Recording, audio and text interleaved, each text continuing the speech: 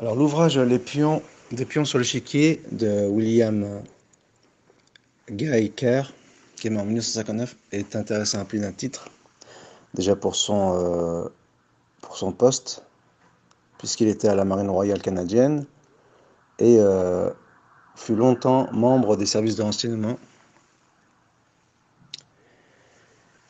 Et donc, il était au cœur des événements. C'est un catholique, bien sûr. Il dénonce avec force le complot international, même si lui-même il a une vision messianiste du monde, et que éventuellement on pourrait lui reprocher euh,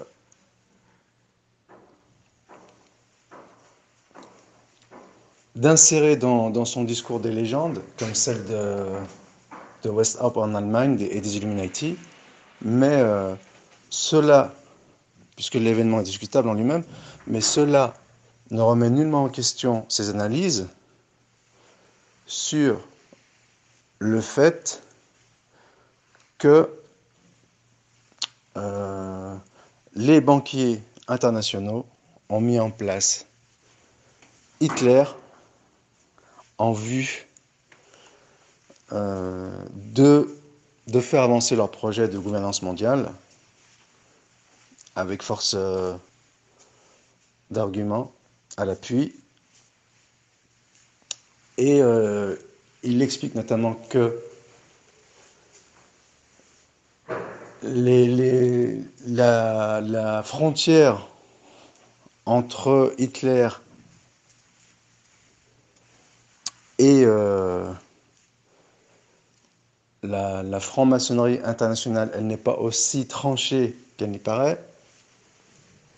Déjà, il y avait des éléments juifs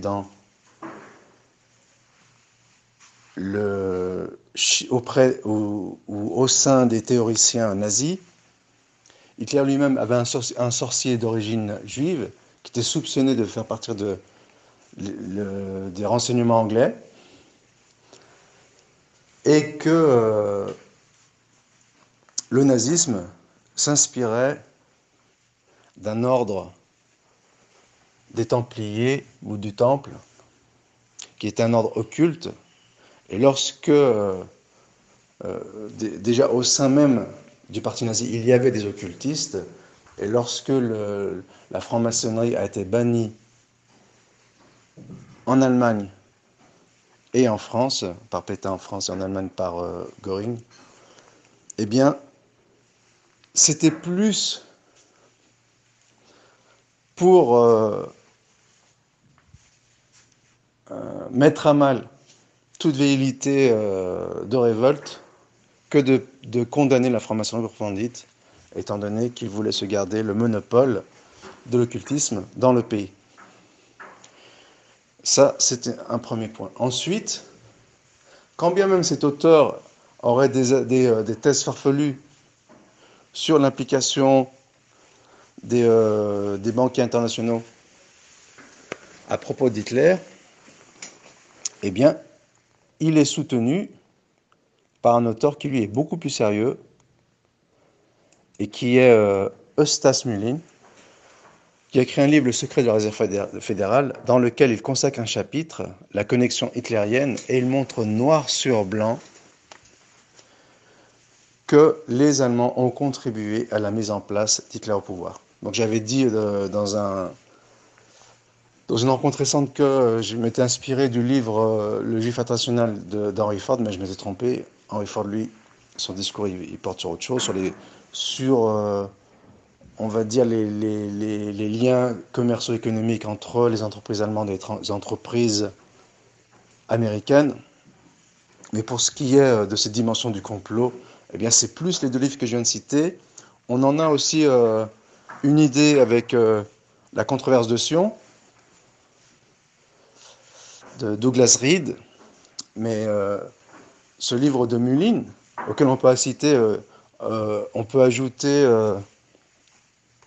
Wall Street et Hitler là, de Sutton, le fameux livre qui décrit les liens entre Wall Street et Sutton, mais en vérité c'est plus la City, eh bien, il est démontré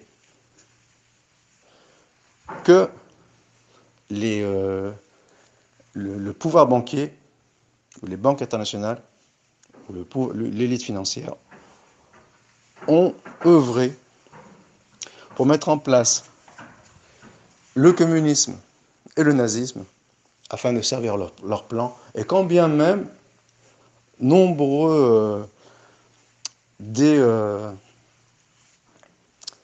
des protagonistes nazis et communistes n'en avaient pas conscience.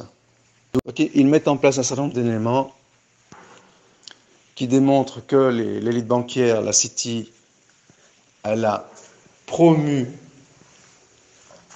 la Première Guerre mondiale à la suite de la création de la Fed aux États-Unis et d'une longue période qui était mise en place également par les banquiers en Europe, où l'économie était à son plus bas et où l'armement montait en flèche, eh bien c'était pour mettre en place la Première Guerre mondiale. Et la Fed y a contribué énormément en soutenant les efforts de guerre des deux côtés, et notamment avec un épisode surprenant qui était qu'à la fin de la guerre, l'Allemagne ne pouvait plus continuer l'effort de guerre. Eh bien, les banques sont venues à son aide en faisant transférer par la Belgique avec certains personnages extrêmement controversés en lien avec Cecil Rhodes, qui avait un passé tortionnaire en Afrique. Eh bien, ils avaient fait passer des marchandises de la Belgique vers l'Allemagne, dans lesquelles il y avait de la nourriture, de la matière première, des matières premières, et voire de l'armement. Il y avait une sage-femme anglaise qui a cherché à prévenir, comme nous le dit Mullin, prévenir les autorités anglaises de ce trafic. Eh bien, les Allemands ont réclamé aux Anglais de faire taire cette voix, et effectivement, quand bien même ce fut fait à contre-cœur, ils ont purement et simplement assassiné cette patriote anglaise qui était en train de dévoiler leur manège. Et bien sûr, il y a d'autres épisodes, ce serait trop long pour en parler, notamment l'épisode où Rudolf Heinz, cet Allemand anglophile qui a été envoyé par Hitler au cœur de la guerre en Allemagne pour mettre en place des pourparlers avec les Anglais, puisque Hitler ne voulait pas la guerre avec les Anglais. Il y a été forcé, il y a été mené, un peu comme Saddam Hussein qui a envahi le Koweït. Donc on a promis à Hitler, avec une petite apaisement qui a été faite par Chamberlain, pour appâter Hitler. Et ensuite, dès qu'Hitler il a envahi la Pologne, donc on élimine Chamberlain, on le met sur le côté, et on met le va-t-en-guerre Churchill. Et donc, cet épisode de Rudolf Heinz est extrêmement intéressant pour mettre en avant la connexion entre Hitler et la banque. Et d'ailleurs, cette même banque avait demandé à Hitler, lors de l'épisode de Dunkerque, donc il y a un film récemment qui dépeint l'événement, de ne pas massacrer les troupes anglaises alors qu'il aurait pu le faire. Il s'est même valu les foudres de ses cœurs légionnaires allemands. Et il faut savoir que Hitler, au même titre que Napoléon, eh bien, il a été envoyé dans un bourbier en Russie, tout comme Napoléon avait été envoyé en Russie par la banque. Et c'est la même banque qui a saboté la logistique napoléonienne en direction de la Russie, ce qui lui a valu une cuisante débâcle. Ce même Napoléon, il avait été dirigé par la banque vers un certain nombre de pays en vue de libérer les Juifs, après que les Juifs aient été libérés en France, grâce au premier décret en faveur des Juifs qui leur accordait la nationalité. J'ai oublié le nom du décret, hein, il défendait le décret Crémieux, qui a le Chapelier, donc, qui lui est un sénateur juif, qui a autorisé la citoyenneté aux Juifs. Et c'était une des premières décisions qui a été prise à la suite de la Révolution française. Et donc, il a libéré les Juifs du Portugal, d'Espagne, d'Italie, et ensuite il est remonté vers le nord. Et c'est à chaque fois le même schéma, il a eu des velléités d'émancipation envers la banque. Eh bien, la banque, elle s'est occupée de lui, dans un premier temps, en l'envoyant dans un guêpier vers la Russie, exactement comme il s'est produit pour Hitler. Et d'ailleurs, l'histoire enregistre d'autres Icare. Donc on en a fait un film I comme Icare, ça aurait peut-être pour désigner Kennedy, qui est cette grenouille qui voulait devenir aussi grosse qu'un bœuf, le bœuf étant la banque. Eh bien, à chaque fois, ils ont été éliminés, avec le premier d'entre eux, dès la déclaration d'indépendance américaine, Abraham Lincoln. Donc, il serait d'ailleurs très intéressant de faire un parallèle entre le catholique Lincoln, qui était franc-maçon. En fait, le franc-maçon Lincoln et le catholique Kennedy. Le Kennedy qui est le premier président américain catholique. Il l'a payé de sa vie. Donc, il a montré des velléités d'émancipation vis-à-vis de la banque. Il l'a payé cher, de la même manière que Lincoln. Mais ça ne veut pas dire qu'en même temps, ils n'étaient pas à la base, ils n'ont pas été mis à la base au pouvoir par l'élite bancaire, donc en l'occurrence Rothschild. Et il y a eu un certain James Garfield qui également s'est opposé à la banque. Un autre que je connais moins, c'est William McKinley, qui a été tué par un anarchiste, donc il serait bien de se pencher sur son cas. Et donc,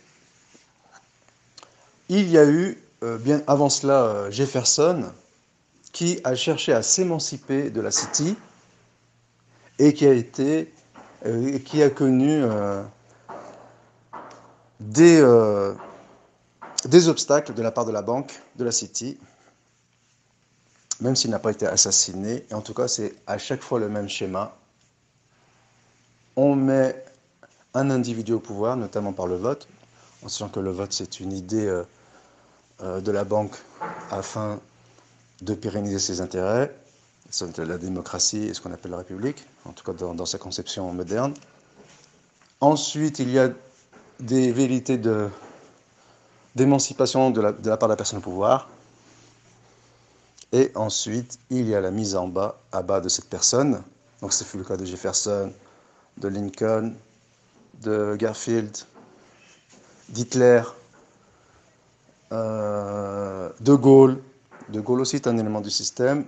Il a essuyé une tentative d'assassinat par une agence qui était basée en Italie, qui elle-même a commandité, ou pas commandité, pardon, ou a planifié l'exécution de Kennedy, dans lequel il y avait comme j'expliquais par le passé, un tireur d'élite de l'OAS. Et donc, on s'est débarrassé de Gaulle par une façon.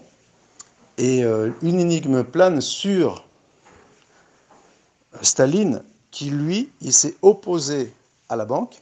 Donc, il a montré des marques de révolte au milieu des années 30. Eh bien, il n'a essuyé aucun revers de la part de la banque. Et en cela, il reste une énigme. Il serait mort de mort naturelle, ou il y aurait peut-être d'autres raisons qui font qu'il n'a pas été inquiété de ses agacements vis-à-vis de la banque. Il est intéressant, pour revenir à la connexion entre, comme le dit Sultan, Wall Street, mais en réalité c'est plutôt la City qui tire les manettes, depuis notamment, et de façon plus prononcée, la création de la Fed en 1912 ou au 14, où sa mise en fonctionnement a été effectué en 1914, donc à la veille de la Première Guerre mondiale, eh bien, un élément intéressant qui a souligné, c'est que sous l'impulsion du sénateur Aldrich, il y a eu une réunion une réunion secrète. Actuellement, ces réunions, elles sont secrètes, mais elles sont un peu plus connues par le grand public, telles que les réunions Bilderberg, la commission trilatérale et autres. Donc, ce sont des instances qui ont été créées plus récemment. Eh bien, il y a une réunion secrète sur une île en bas de New York, donc l'élite financière était basée à New York, en 1910, à l'île Jekyll Island. Jekyll, ça nous renvoie peut-être à Dr. Jekyll, mais à mon avis, le lien est lointain. Et donc, dans ce groupe qui s'était réuni en 1910, il y avait le banquier judéo-allemand Paul Warburg, qui a énormément contribué à la mainmise sur la Fed, donc qui est une banque centrale, et donc à tous les événements qui ont précédé, qui ont été ultérieurs à la création de la Fed, dès que la Première Guerre mondiale, la Grande Dépression de 1929, et également toutes les initiatives de paix, par la Société des Nations et autres. Il faut savoir que tous les accords de Versailles, les accords Balfour, comme le dit Pierre Hillard, ils ont été initiés non pas par Balfour, mais par Alfred Milner, qui lui est un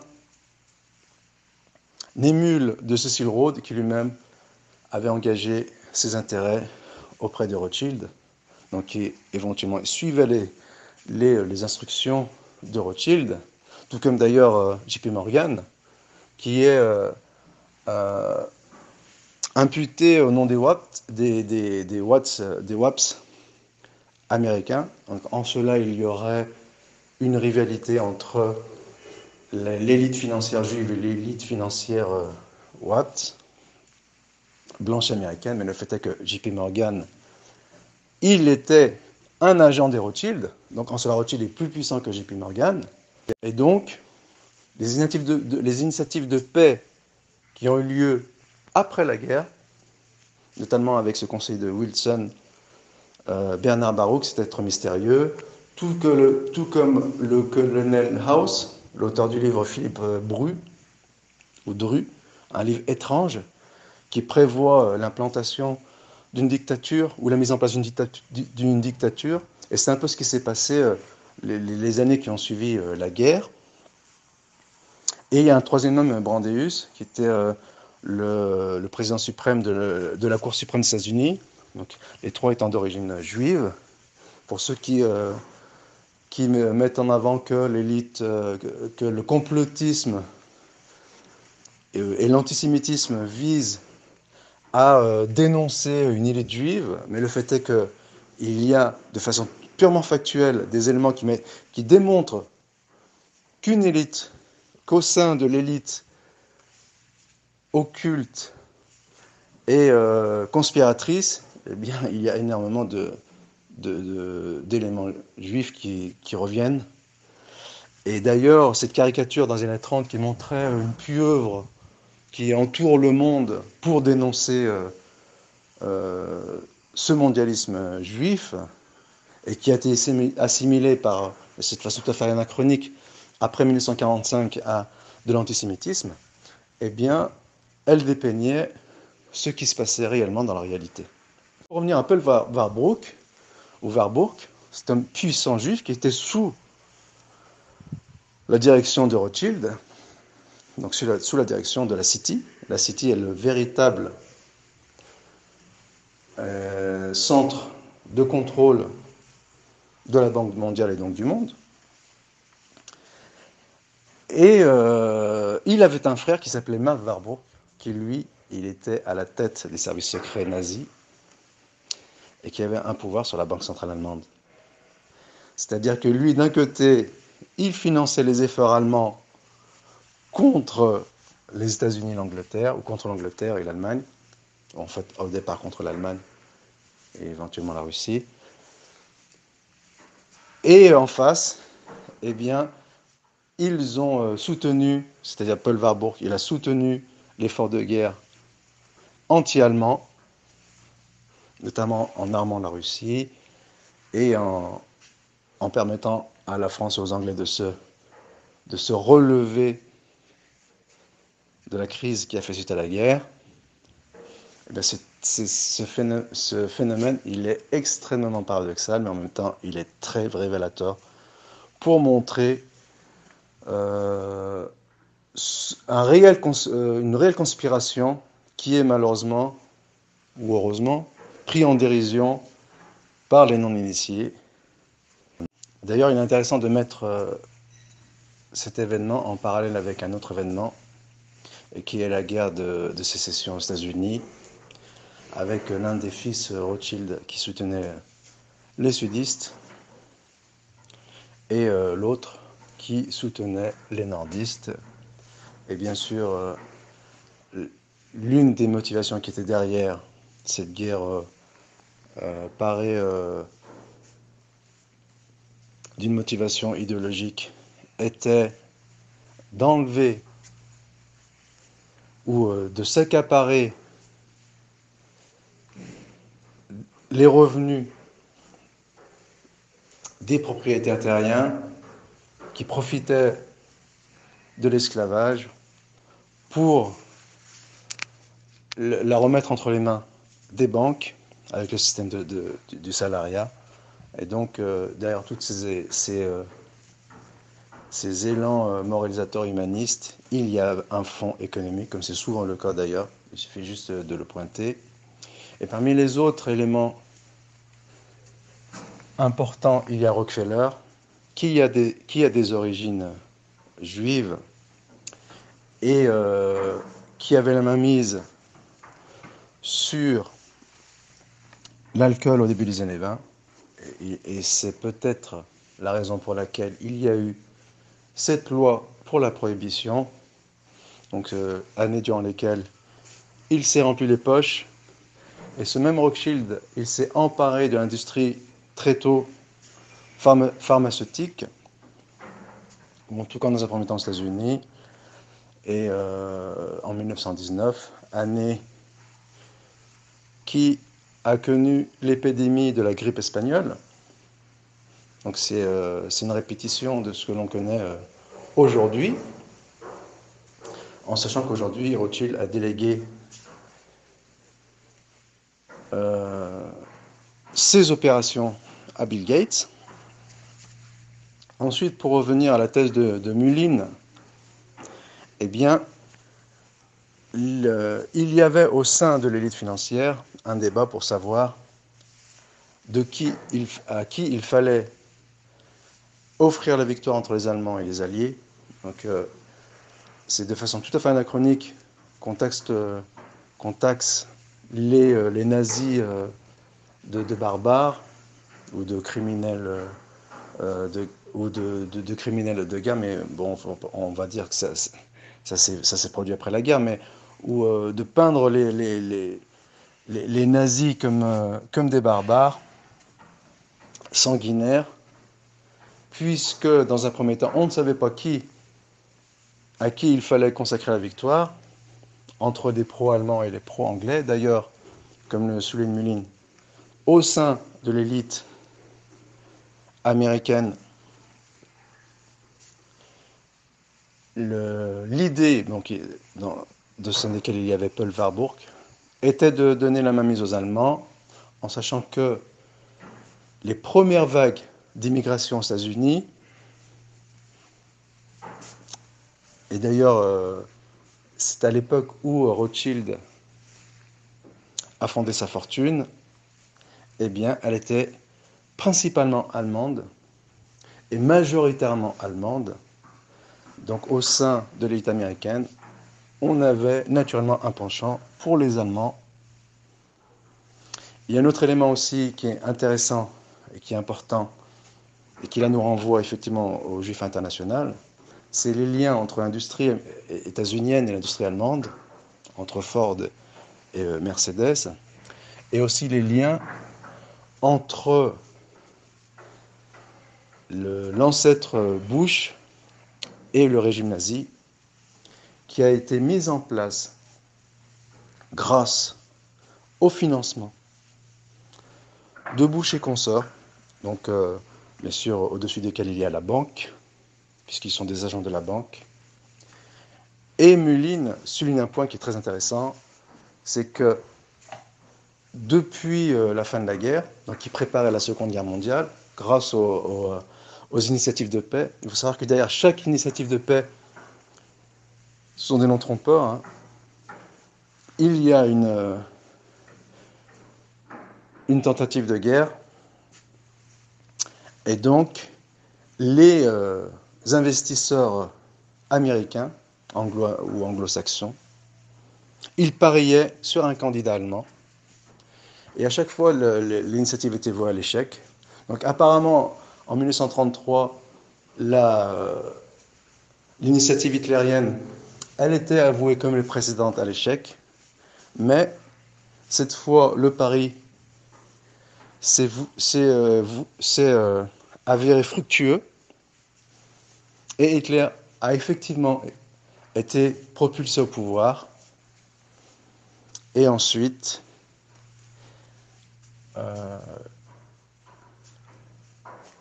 il y a eu une campagne de diabolisation d'Hitler par une partie ou par les mêmes de ceux qui l'ont mis au pouvoir, mais bien sûr c'était dans l'intérêt d'Israël, qui a été fondé, rappelons-le, en 1948. Il est un autre point qu'il serait intéressant de souligner, qui n'est autre que la volonté de cette élite financière d'avancer masquée, donc dans l'anonymat, et on le voit avec la période de la prohibition, donc qui a été initiée par Rockefeller, et qui a mis en avant deux communautés cibles, donc qui étaient la cible de l'élite judéo-anglo-saxonne, donc judéo-protestante, et qui étaient les catholiques. Ces deux cibles n'étaient autres que les Irlandais et les Italiens, qu'on a peint comme les grandes forces du crime en vogue aux États-Unis dans les années 30, mais derrière lequel se cachait l'élite financière, et on a créé des mythes comme Al Capone et autres. D'ailleurs, il est intéressant que dernièrement, une biographie ou un film autobiographique a été produit par Hollywood, et qui montre la déchéance d'Al Capone, donc dans des postures extrêmement humiliantes, après l'avoir mise au nu, et c'est un message de l'élite que cette page est tournée. En tout cas, il y a eu d'autres mythes dans les années 30, notamment les pilleurs de banque que sont Bonnie and Clyde et le Dillinger, mais là aussi, leur pillage de banque, même si ce sont des Robins des Bois qui pensent avant tout à leur poche, dans une période de crise qui était la dépression de 1929, eh bien, ils sont peints comme des héros face à la banque. En fait, c'est face à la banque du coin, c'est-à-dire face aux petites banques. Et ces crimes n'impactaient en rien aux intérêts de l'élite financière. Ou si ça devait le faire, de façon très modeste et quasiment sans conséquence. C'est intéressant que dernièrement, il y a eu la version du Dillinger sous les traits d'une femme, donc une femme pilleuse de banque dans les années 30. Donc c'est ses dimensions féministes, encore un message de l'élite.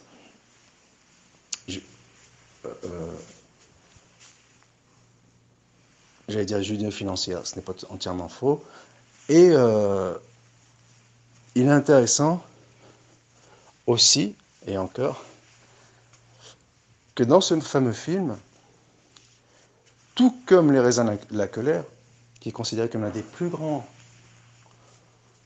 films hollywoodiens de tous les temps, aux côtés de Au talent de porte le vent, Citizen Kane, voire Le Parrain aussi également, eh bien, ce sont des films qui sont, ou en tout cas pour le raisin de la colère, qui sont au service de la propagande et qui mettent en accusation une tempête, un événement naturel en 1930 qui a dévasté les récoltes dans une partie des États-Unis et qui occulte entièrement la décision de l'élite financière à la City et à Wall Street, notamment grâce à la Fed, puisqu'ils en avaient eu le monopole, de piller la classe moyenne américaine afin de se réapproprier leurs revenus et d'augmenter leur monopole, le monopole financier. Eh bien, c'est ce film, Les raisins de la colère, donc, qui est extrait d'un livre, et le dernier film qui met en avant une femme pilleuse de banque, ils incriminent la nature, mais aussi les grands propriétaires terriens, qui en réalité sont les victimes de l'élite financière. Et ça, c'est suffisamment paradoxal pour le souligner.